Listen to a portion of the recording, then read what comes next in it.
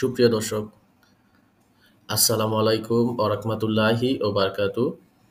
আজকে আমি সূরা আল বাকারার যে ১৭ নম্বর আয়াতটি রয়েছে, সেই আয়াতটি কোরআনের তেলাওয়াত শুনব, সেই সাথে এর বাংলা অর্থ পড়ব এবং বোঝার চেষ্টা করব। রব্বুল আলামিন আমাদেরকে সেই তৌফিক দান করুন, আমিন। তাহলে চলুন আমরা সূরা আল বাকারার যে ১৭ নম্বর আয়াতটি আছে তা এখন শোনার চেষ্টা করি। বিসমিল্লাহির রাহমানির রাহিম। بسم الله الرحمن الرحيم مثلهم كمثل الذي استوقد نارا فلما أضاءت ما حوله ذهب الله بنورهم وتركهم في ظلمات لا يبصرون। এতক্ষণ আমরা সূরা আল বাকারার যে ১৭ নম্বর আয়াতটি রয়েছে তার কোরআন তেলাওয়াত শুনলাম। এখন এর বাংলা অর্থ। তাদের মুনাফিকদের অবস্থা এমন এক ব্যক্তির মতো যে আগুন জ্বাললো এবং তার চারপাশে সবকিছু আলোকিত হয়ে গেল। এটা অর্থ হচ্ছে, আমরা যখন কোথাও আগুন জ্বালাই বা লাইট জ্বালাই বা ওই জায়গাটুকুর মধ্যে আলোকসজ্জার ব্যবস্থা করি, সেই সাথে ওই পরিবেশটুকু কি হয়, আলোকিত হয়ে যায়। এরপর আল্লাহ তাদের আলো নিভিয়ে দিলেন। মানে রব্বুল আলামিন কি করলেন, যে জায়গায় আগুন জ্বালানো হয়েছিল বা যে জায়গায় আলোক সজ্জিত ছিল, রব্বুল আলামিন সে জায়গায় আলো নিভিয়ে দিলেন এবং তাদেরকে অন্ধকারে এমনভাবে রেখে দিলেন যে তারা কিছুই দেখতে পায় না। যখন ওই জায়গাটুকুর আগুনটা নিভিয়ে দিল বা ওই জায়গার যে আলোটা বন্ধ করে দিল, তখন চারদিকে গুটগুট অন্ধকার হয়ে গেল। এত পরিমাণ অন্ধকার হয়ে গেছে যে কেউ কাউকে দেখার কোনো সুযোগই নেই।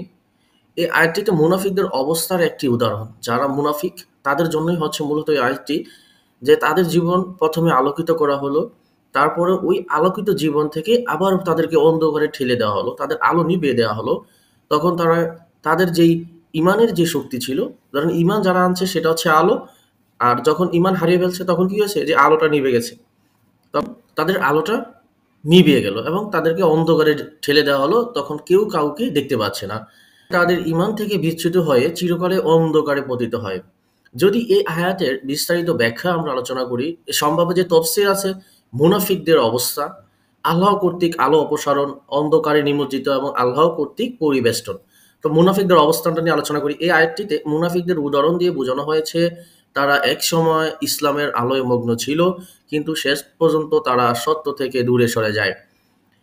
তারা কি করছে, ইসলামের যেই আলো ছায়ার মধ্যে তারা মগ্ন নিমজ্জিত ছিল, ইসলামের অনুকরণ করতো, সেইভাবে তারা নিয়মকানুন মেনে চলতো। কিন্তু যখন তারা কি করছে, ওই ইসলামের পথ থেকে সরে গেছে, তারা মিথ্যাকে গ্রহণ করছে, সত্য থেকে তারা ধীরে ধীরে দূরে সরে গেছে এবং সেই কারণে তাদের জীবনে যত আলো ছিল তা অন্ধকার নেমে গেছে।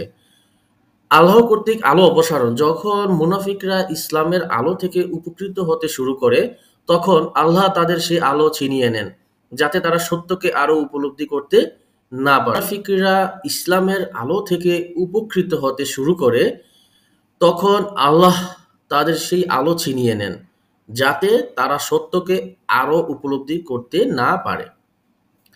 এটা হচ্ছে যখন তারা ইসলামের আলো দিয়ে তারা নিজেদের উপকৃত হচ্ছে, নিজেদের সকল কারণ অনুসরণ করছে, নিজেদের সকল কাজকর্ম সম্পন্ন করছে, তখন আল্লাহ কি করছেন, সে আলো ছিনিয়ে নেন। কাদের থেকে? মুনাফিকদের থেকে।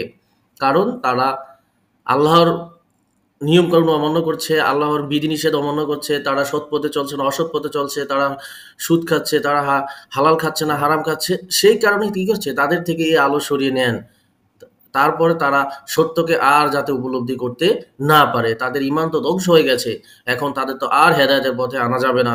সেই কারণেই তাদের মধ্যে এই জিনিসটা সে তৈরি করে রেখেছে, যাতে তারা আর এই বিষয় উপলব্ধি করতে না পারে। অন্ধকারে নিমজ্জিত হচ্ছে, এরপর তাদের এমন অন্ধকারে ফেলে দেওয়া হয় যে তারা কিছুই দেখতে পায় না। এর মানে তারা সত্য ও হেদায়েত থেকে সম্পূর্ণ বিচ্ছিন্ন হয়ে যায় এবং তাদের পথ আর খুঁজে পায় না। তারা স্বাভাবিক মানুষের মতোই চলে, কিন্তু তারা বুঝতে পারছে না যে আসলে তাদের করণীয়টা কি বা তারা কোথায় হারিয়ে গেছে। তারা মনে করে আমরা যেই পন্থা বা আমরা যেই রাস্তায় আছি সেটাই মনে হয় আমাদের জন্য খুবই উপযুক্ত।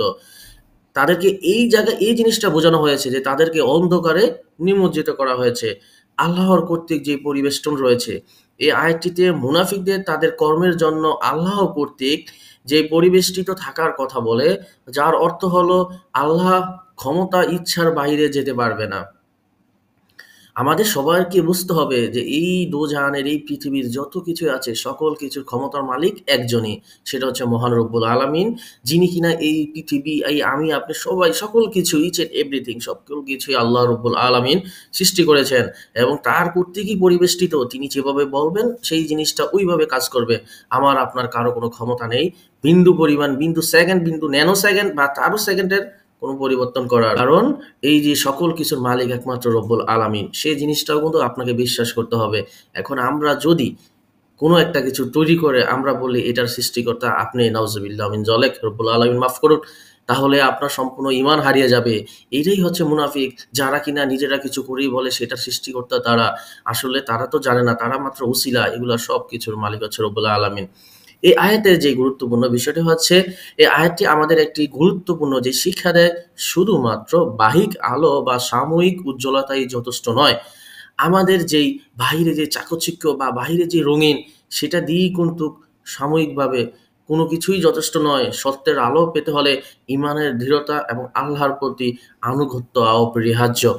যদি আপনি সত্যের যে আলো, নিজেকে আলোয় আলোকিত করতে চান, তাহলে আপনার ঈমান লাগবে মজবুত। আপনাকে খারাপ কাজ থেকে বেরিয়ে আসতে হবে। আপনাকে সকল কিছু মেনে চলতে হবে। নিজের জিন্দেগি ঠিক ঐরকমভাবেই নিজেকে তৈরি করতে হবে। তাহলেই আপনি সত্যের আলোয় নিজেকে আলোকিত করতে পারবেন এবং আল্লাহ রাব্বুল আলামিনও আপনার উপর রহমত বর্ষিত করবেন। এই আয়াতটিতে কোনো নির্দিষ্ট ব্যক্তিকে বোঝায় না, বরং যারা ইসলামের আলো থেকে দূরে সরে যায় তাদের জন্যই হচ্ছে একটি দৃষ্টান্তমূলক উদাহরণ।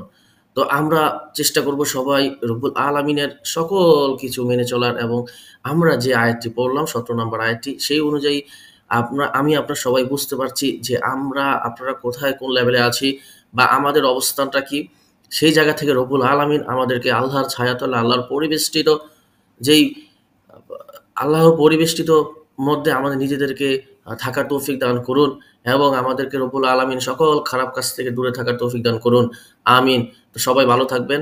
আসসালামু আলাইকুম ওয়া রাহমাতুল্লাহি ওয়া বারাকাতুহু।